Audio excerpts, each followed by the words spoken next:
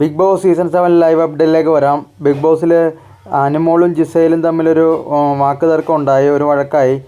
വേറൊന്നുമല്ല, ജിസേലിനടുത്ത് അനുമോൾ പറഞ്ഞ് നീ അല്ലേ ഡ്രസ്സ് കീറിയതെന്ന് ചോദിച്ചു. അപ്പോൾ ജിസേൽ പറഞ്ഞ് എനിക്കതിൻ്റെ ആവശ്യമില്ല, ഞാനങ്ങനെ ചെയ്തിട്ടില്ലെന്നൊക്കെയുള്ള രീതിയിൽ പറഞ്ഞ്.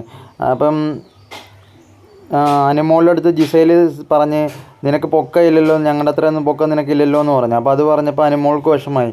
അനുമോൾ പറഞ്ഞ് പൊക്കത്തെക്കുറിച്ചൊന്നും സംസാരിക്കേണ്ട, അതെനിക്ക് ഇഷ്ടമല്ലെന്ന് പറഞ്ഞു.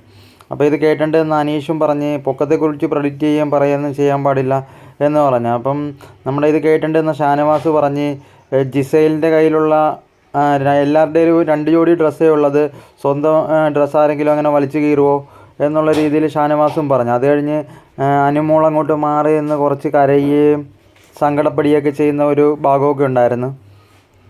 അനുമോൾക്ക് ആകെപ്പാടെ ഭയങ്കര വിഷമമായി.